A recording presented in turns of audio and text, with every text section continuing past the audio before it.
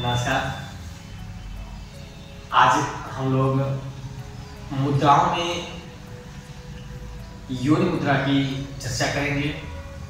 ये कैसे किया जाता है, इसका क्या क्या लाभ होता है, प्रत्येक दिन करने से हम कितना परिवर्तन पा सकते हैं, ये सारी चीज़ों को जानने की कोशिश करते हैं। तो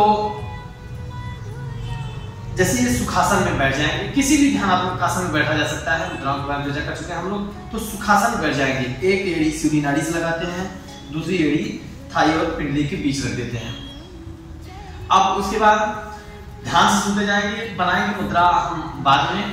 अंगूठे को दोनों कानों के छिद्रों पर यूं ऐसे, दोनों कानों के छिद्रों पर यूं ऐसे डाल करके कस के बंद करेंगे। दोनों तर्जनी को अपनी दोनों आंखों पर यूं ऐसे रखेंगे। ध्यान रखिए, बहुत ज्यादा कस के नहीं दबाना है अभी। और ये मध्यमा उंगली अपने दोनों नासिका पे रखना है। अपना रिंग फिंगर अनामिका होंठ के ऊपरी हिस्से पर और लिटिल फिंगर यानी कि कनिष्ठिका को होंठ के निचले स्तर पर यूं इस प्रकार से पूरा का पूरा मुद्रा बनाना रहेगा, ऐसे। ठीक है, सॉरी। इसके बाद क्या करेंगे कि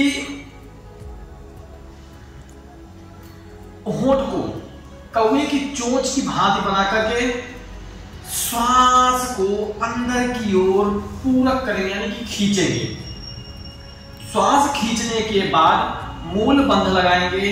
खींच लेने के बाद ये पूरा ऐसे करने के बाद यूं ऐसे नीचे करके गर्दन को, चिन को कंठकूप पर लगाएंगे और फिर जालंधर बंध लगाएंगे। इसके बाद क्षमता अनुसार रुकेंगे, फिर श्वास छोड़ते हुए यानी रेचक करते हुए सिर को ऊपर करेंगे और उड्डयन बंध लगाएंगे। नाभि को पीछे की ओर खींच करके चिपकाएंगे, उड्डयन बंध लगाएंगे। ये करने का तरीका होता है। एक बार हम लोग करके देखते हैं।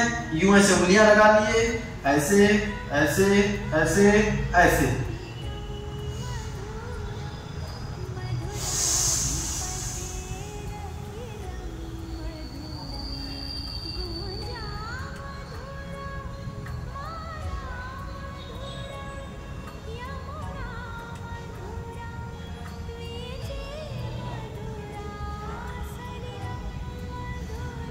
बंध जो होता है खुद को महसूस होता है। प्रोसेस को जानते रहने से बस खुद ही महसूस किया जा सकता है। बंध, मूल बंध लगाना, जालंधर लगाना और उड्डयन करना। तो इस प्रकार से अच्छे से समझ करके इसको करते चलेंगे। अब हम लोग जानते हैं इसके लाभ के बारे में। योनि मुद्रा को करके हम लोग कितने प्रकार के लाभ को प्राप्त कर सकते हैं। पित्त संबंधी जितने भी रोग होते हैं उसमें बड़ा ही अच्छा ये उपचार करता है योनि मुद्रा। पित्त को हरा तथा सुंदर बनाता है। यह मुद्रा नेत्र, कर्ण, दांत और नासिका से संबंधित जितने रोग होते हैं सब में लाभकारी है। नेत्र, दांत, कर्ण और नासिका संबंधित सब में लाभकारी हैं। साथ ही दबी हुई शरीर में किसी भी प्रकार की कहीं पर भी दबी हुई नसों को भी बाहर निकालने में ये बहुत मदद करता है। मन और शरीर में शांति और स्थिरता लेकर के आता है। सावधानी भी है इसमें बहुत ज्यादा। अति उच्च रक्तचाप या हृदय संबंधी समस्या या सर्दी, बुखार, फ्लू से पीड़ित लोगों को इससे बचना चाहिए। अत्यधिक तनाव और चिंता से ग्रस्त लोग भी इसको नहीं करें। योग गुरु से समझ करके ही इसको करना चाहिए। अभ्यास करने का जो तरीका होता है, तंत्रिका तंत्र को काम करने के लिए अपना ये मतलब कुल मिलाकर के तंत्रिका तंत्र पर ये पूरा काम करता है योनि मुद्रा। और योनि शब्द जो है कि एक सब लोग जानते हैं कि शब्द योनि शब्द महिला के जननांग का एक शैलीगत प्रतिनिधित्व करता है।